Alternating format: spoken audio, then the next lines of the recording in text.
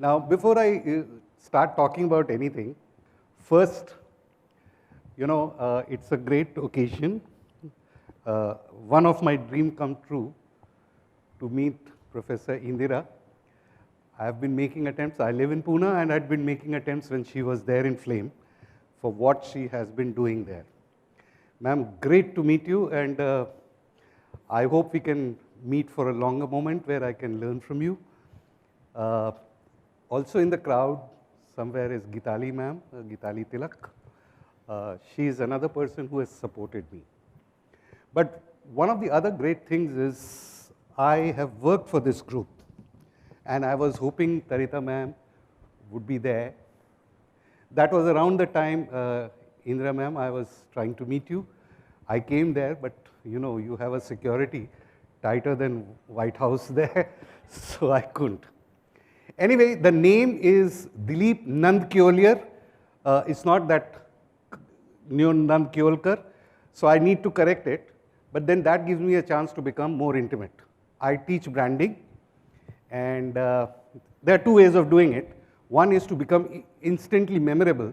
Second is challenge somebody so much that he is on the defensive and then he remembers you. So people get challenged pronouncing my surname, which actually rhymes very well with familiar or peculiar, whichever way you like to call it. But what happens is that they don't want to pronounce that, and they call me by my first name. Now this gives me an opportunity to call them on first name. And when you are on first name terms, what happens? Friendship. So that, oh yeah, I forgot another colleague here, Dr. Ambuj Gupta. We have taught together. He's a great finance guy. Of course, he told me how my purse can be stolen, and he has stolen my purse very often. Okay. Now to getting down to this topic of, I'm not very good at these kind of things, and what I am going to talk about is also where I am myself a little challenged, but I kind of thought that this is the need of the hour. Now, Indra ma'am has talked a lot about linkages and rooting yourself into culture. Ma'am Alexander talked a lot about what they are doing in the environment thing, and it's very close to her heart, and the passion showed. Mr. Pokhriyal talked about how experiential learnings can be done. I am trying to take a different track, but essentially borrowing from these three great speakers, and there are so many of you here. So the topic or the theme itself is making the thing affordable and sustainable. Now, I have not interpreted sustainability as in, sustainability. I am saying that education should be sustainable. It should be sustained. So there's a slight difference between sustainability and sustain. So I'm going to try and talk what could sustain education. Now, I will not ask questions because all of you, this is not a class. But my way of describing, you can be, and since I'm from the management background, you can be somebody who's a management literate. And then you can be somebody who's a management educated. What's the difference? The difference is simple, that a management literate person knows all the principles very well, even done his experientials and interns and all, and can even apply it. That is a highly literate MBA or a doctorate or whatever you like to call it. A MBA educated or a management educated person will have three more things. These taken, but three more things. First, curiosity like a child. Okay, because he has curiosity, he will have to have humility, and therefore ranks don't matter. He can go down to the peon, learn from him, and he can go up to the MD and learn from him. So that is the humility. The third thing, that education must impart. We, if all of us are educators, we must impart. Now, because of these two things, Because if he has these two things, the third automatically follows, and that is to challenge the status quo. And the reason why I think she is one of my heroes is Flame actually challenged the status quo. From whatever I've read, I've still not been able to. After that also, ma'am, I've visited several times. I've never got. I finally met Mr. Parag Shah and learned something from him. But Flame really challenged the way management is being taught here. It linked to fine arts, it linked to culture, and she just described it. It's a great thing. To me, in my mind, that is the institute where we should all have studied. I'm not trying to praise you, ma'am. I don't want that 250 rupee discounted book. If you can send it to me, it'll be nice. I will always keep it as a memorabilia. But what Flame has done is what we needed to do. Now, after Flame, what? Like I said, the third angle. After Flame, the roots are now laid. We need to move on, and the world has become technology. Okay. So and that is the equalizer. Technology is an equalizer. We know e-com. Now, a smallest businessman, if he is on Amazon, Flipkart, etc., he can match the biggies on equal terms. So, but then all of us don't have to go to engineering college to do it. My way of saying is that, look, there are two. Let's say Microsoft Office suites, or let's say Excel. When I did my MBA, nowhere did they teach me Excel. Okay, I either needed to go to a computer class and learn it, or trial and error, which is what I did, learned whatever I could. But today, any self-respecting MBA curriculum has a subject called Advanced Excel. Okay, so today, we need to get to that. So there are two aspects, like I'm saying. There is a technical aspect, let those engineers do it. There is the other aspect, the user aspect, that needs to be somehow injected into every subject, every curriculum, or rather every specialization, be it history, be it management, be it geography, be it even Sanskrit. Okay, so we need to inject it, we need to equip our students to hit the ground running. Gone are the days. When I joined the workforce, we had this position called management trainee. Okay, we had a position, and the companies invested about 2 years to kind of mold you in. We do have that position even now, but the companies, or the actual consumers, if you may say, don't have the patience. The graduate is expected to hit the ground running. On day one, he must become productive. How does he do? Then the responsibility is on us, the educators. So this is what I'm going to talk. Some of the, if you like it, the entire thing is with them. You can take the thing. Basically, I believe I don't like to keep anything confidential, or it's this thing. I believe the more I can share it, the more comments I can get from you all guys, the more I can improve. And therefore, my knowledge grows.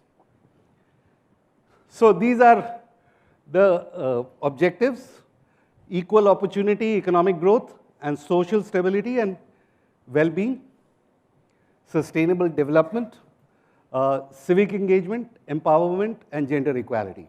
These are more or less the 17 SDGs. So I'm not saying anything new. But if real education has to come, all these things have to be there. To highlight the importance of affordable and sustainable higher education is increasing the quality of education and promoting academic excellence. Now, what do I mean by that? Most countries that I have visited, I'm teaching, of course, in UK, I'm teaching in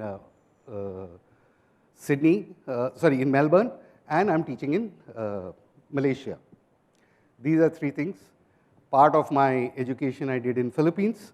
So generally I've done quite a lot of work in the Gulf and Africa. So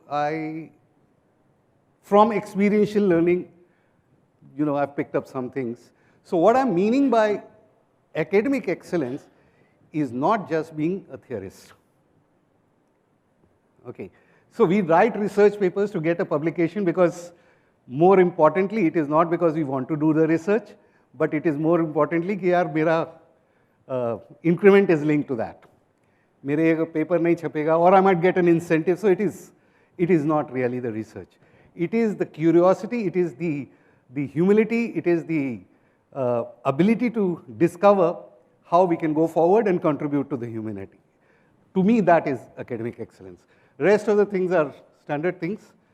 So I am now recommending, which many of the academicians here in this hall possibly and around the world are actually wishing it away or degrading it. And I'm talking of this thing called prompt engineering.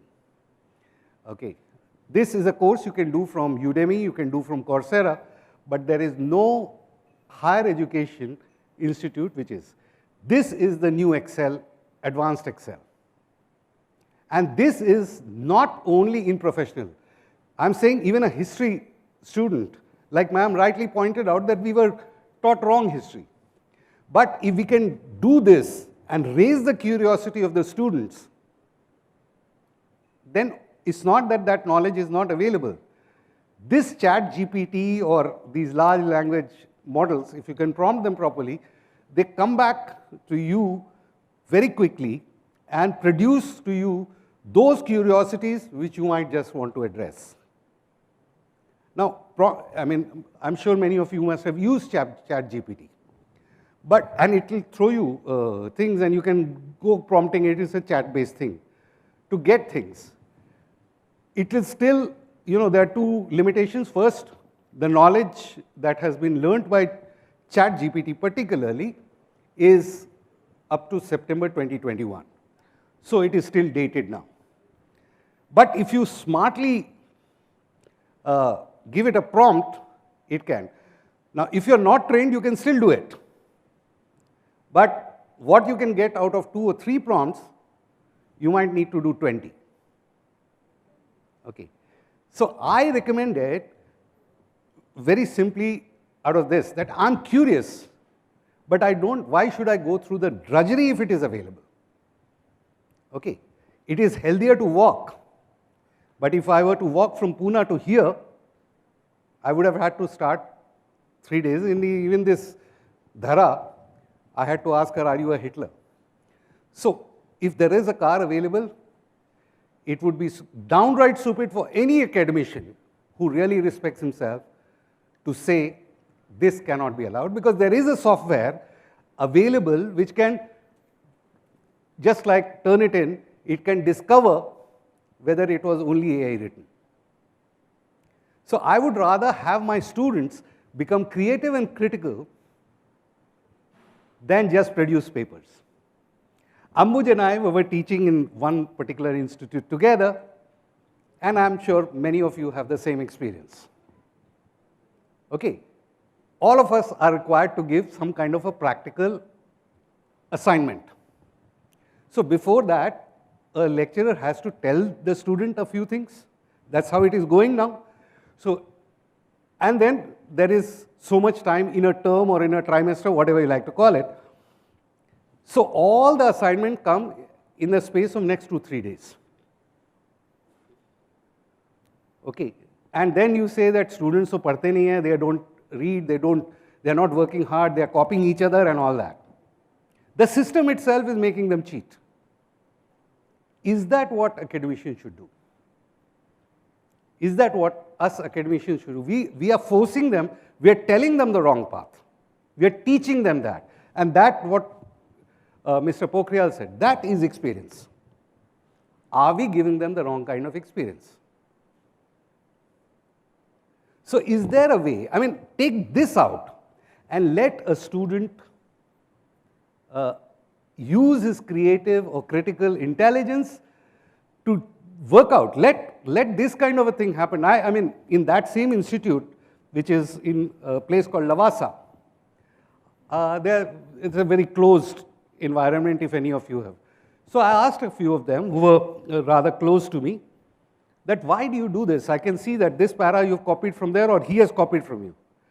They were very blunt. Sir, क्या करें? 6 assignment हमको 3 दिन में करना है. एक assignment अगर हम 3000 पेज से, I'm talking in Hindi, I hope it is understood. Or okay, so I have to do 6 assignment, each assignment of about 3000 words, which means 18,000 words is almost practically writing a novel. So what do? We divide amongst ourselves that this part you do, this part you do, and then we take a spin it and put it. Yeah, any seasoned academician can find that they've done this. So he said, what do we do? Then I realized that what we have done is actually created a system to condone cheating. What are we going to do about it? So I would recommend, this fantastic thing has come where each one can write an original. Because I tried it, if you put a prompt in ChatGPT just now, you will get one set of information, delete it, and put the same prompt again, you will get another set. And then you keep asking. So that keep asking is easier than copying from the net. Okay, and then at the end of it, the student can still have the option to make those minor corrections. And it will still not be plagiarized. It will still be a reflection of his knowledge. Okay, so that's what I'm recommending. And if we are able to teach this, remember that majority of the students that we are teaching, or rather, in fact, every student goes back into the workforce. They can even come into academics. If we have done this and made learning a joy, we are creating lifelong learners. Okay, which should be the objective of higher education. So here is what I recommend. Again, this picture has been taken from the net, the geniuses who did this. I would say pedagogy, which is what we keep talking at even the higher education level, should be left to the school. Okay, that's where you teach, you give them that basic knowledge to be able to do this. Undergraduate level should be that of andragogy, which is adult learning, where a teacher becomes a kind of a facilitator. Okay. Postgraduate and above. By above, I mean academically you're going into PhD, DLET and all, or you're going into the workforce. Okay. It should be heutagogy, where the teacher is the student himself. And he picks up, which is what I said, that humility to pick up knowledge from every place. That is the end of so-called formal education or formal literacy. And that is the role where we must go and hit. Okay. So I'll try to play this little thing to give some context to this. Once upon a time, business as usual was often good enough. No more. Where we are going, good enough is dead. In a world where everything is connected, where everything is equally excellent, where performance is reaching perfection, there's only one space left to innovate in: you. Right now, you are a central point in the raging tornado of change fueled by digitization, mobilization, augmentation, disintermediation, automation. Well, the list goes on. Science fiction is becoming science fact. Think about self-driving cars or computers that can learn and think. The way we work will never be the same. The skills we need will be dramatically different. Winning or losing are now happening faster than ever before. So what's your response?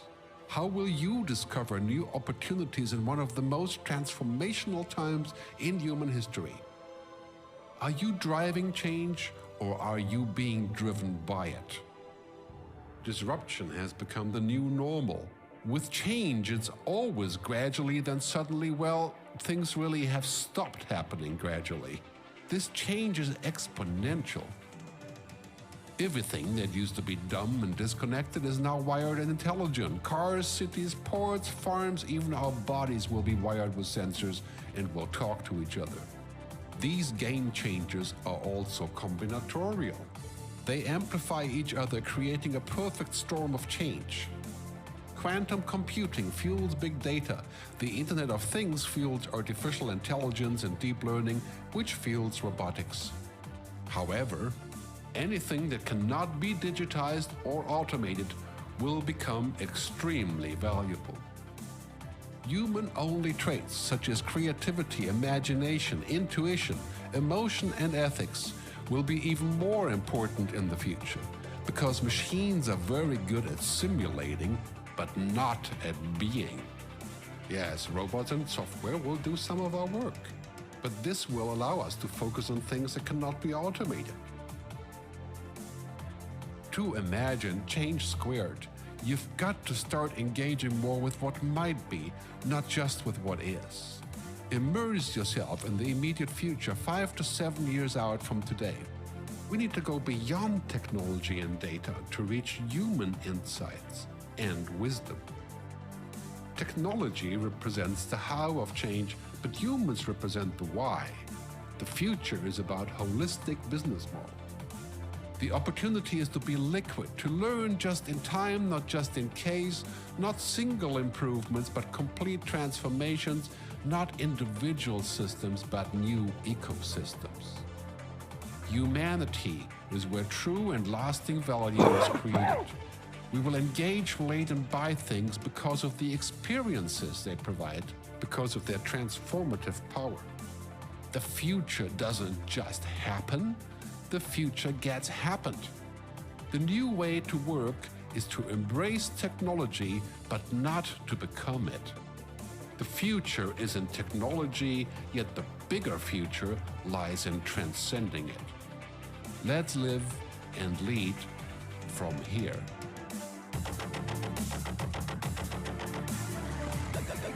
So that is the point that I'm trying to make. Basic point I'm saying that when you are getting into the world of education, we need to drive the youth, particularly in higher education. Like I said, school is the foundation. Another way of describing is that Taj Mahal in India is a beautiful structure. Anybody disagrees with that? No one. But I wish I'm not Shah Jahan. I would rather have my lady with me. But who talks about the foundation? Without that, it couldn't have lasted so many centuries. That is what is the role of the school. None of us, when we are talking, we talk about IIM alumni, Harvard alumni. No one talks about our schools. But that's where we got a particular foundation. So that is where pedagogy, where the teacher has to handhold and teach. It's like running a relay race. So the school passes it on to higher education, which is undergraduation as it's called. So the thing that teacher has to do is not only teach, but pique the curiosity. I think you asked who's a good teacher. And since I was going to speak now, I said better keep quiet. A good school teacher will be the one who can raise the levels of curiosity. Then comes undergrad, where he's supposed to be treated like adults. We don't tell them that some schools do use uniforms, higher education, but largely, we don't have to have attendance kyun nahi diya. We don't start, for a small start writing to parents, because we know that by now they would have become responsible. So let them learn responsibly. He talked about so many theories.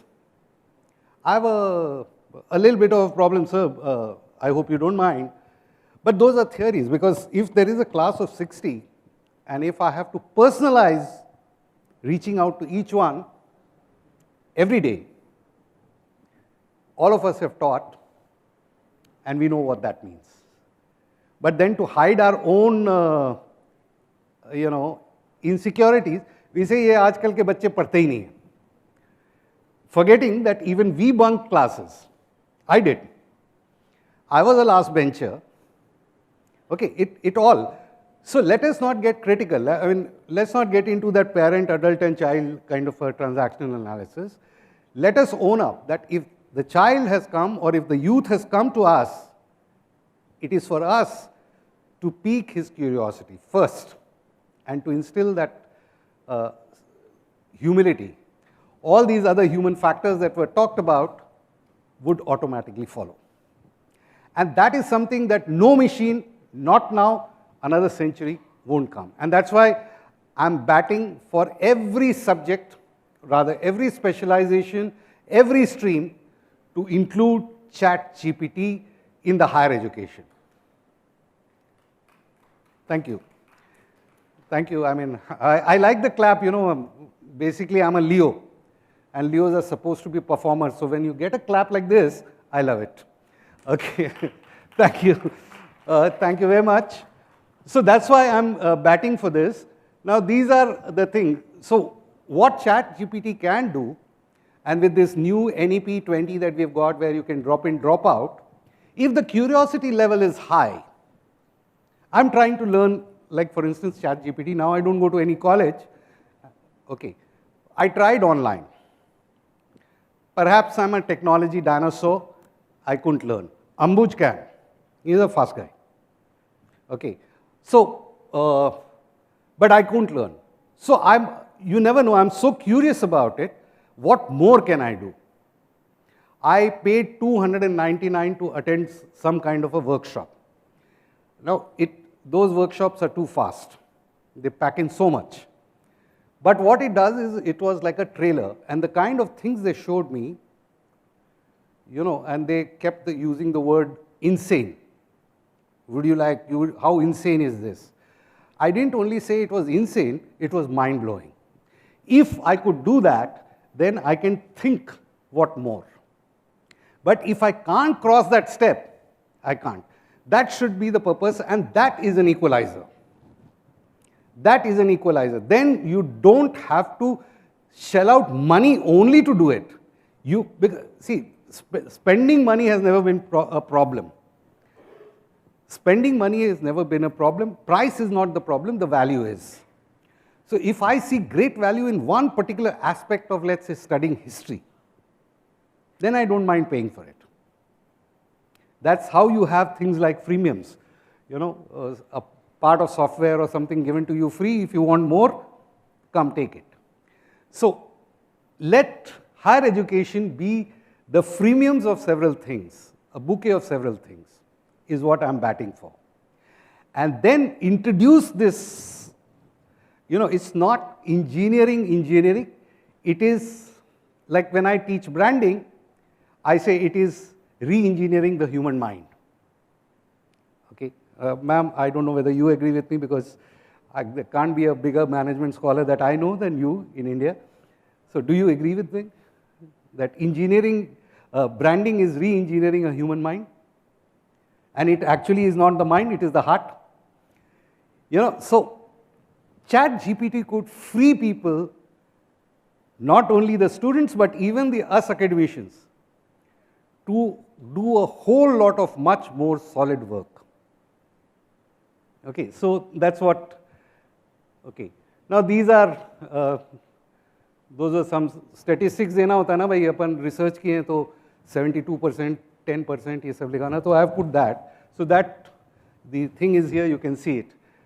These points, whatever I have said, these points encompass the key role of HEs in education, accessible, emphasizing inclusive practices, financial support, flexible learning. All these things come in once you have that ChatGPT.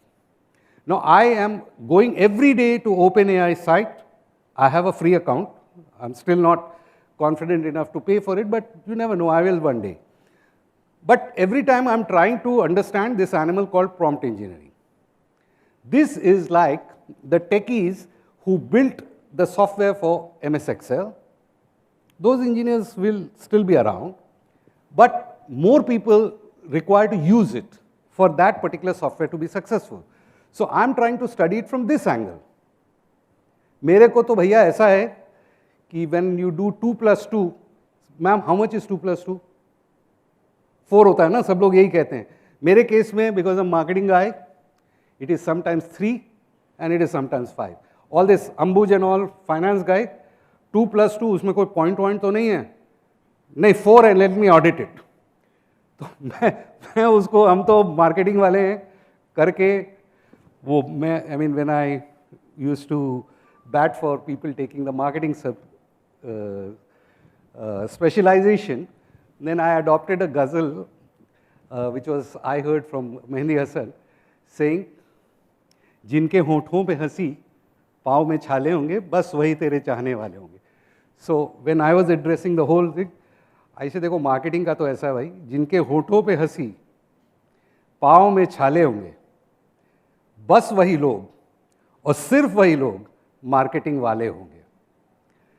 तो उसमें मतलब unfortunately I ran into you know some kind of a politics from the other departments, but I enjoyed doing it. कभी कभी किसी को जैसे अंबुज को चिढ़ाने में मज़ा आता है. अच्छा, prompt engineering in higher education focuses on leveraging technology advancement to ensure HEs to remain in the forefront of it.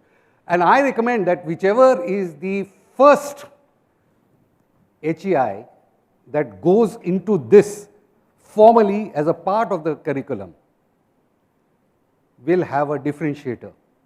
Not now, but you know, let's say next 2 years. Okay, these are again. So by integrating prompt engineering across all subjects in higher education institutions, curricula, students can develop essential skills, stay relevant in a fast-changing world, and we are saying that what we learn today becomes ancient history tomorrow. I'm not talking of the culture part. Okay, that remains the way it remains, and that is what we need to build through prompt engineering.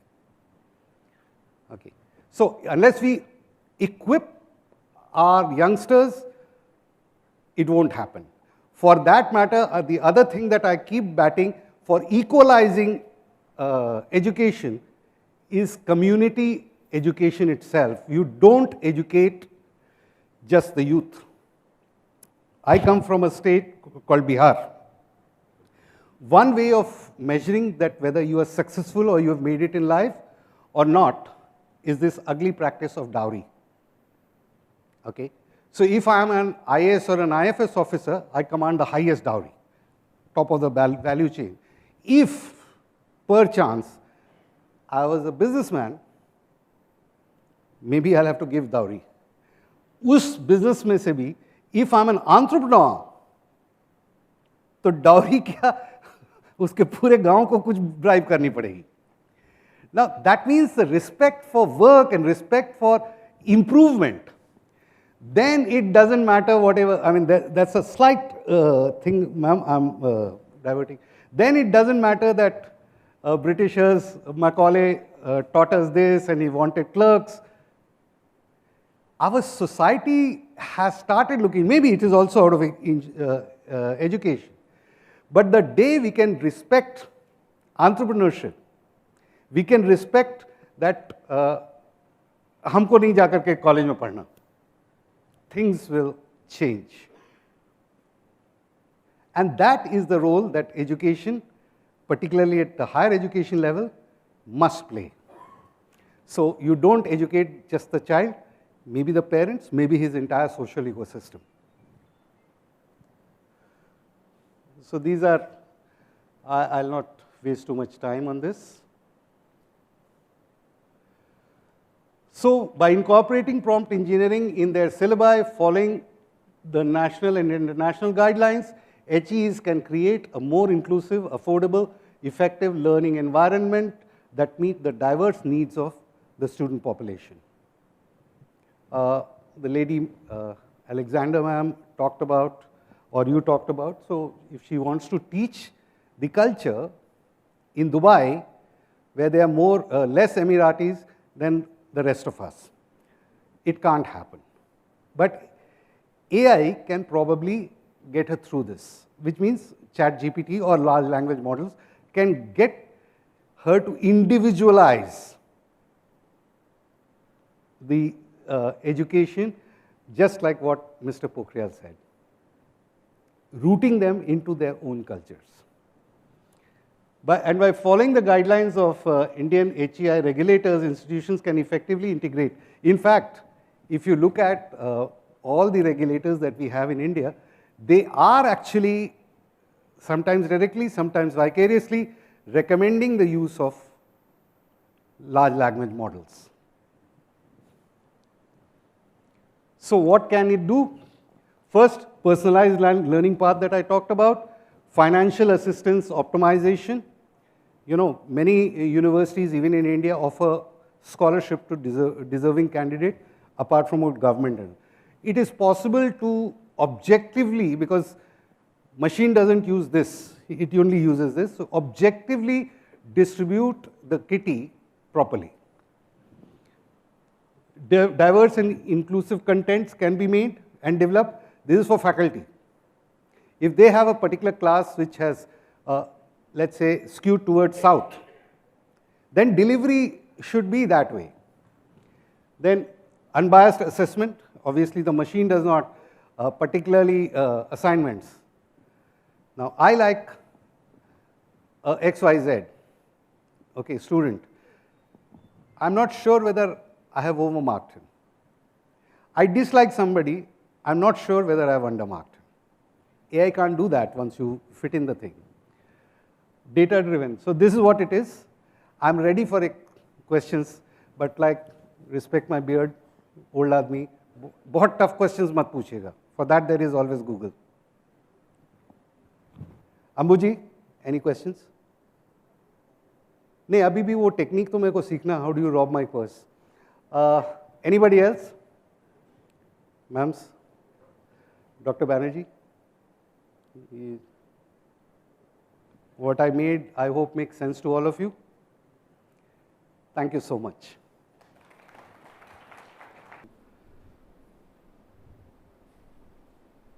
Thank you.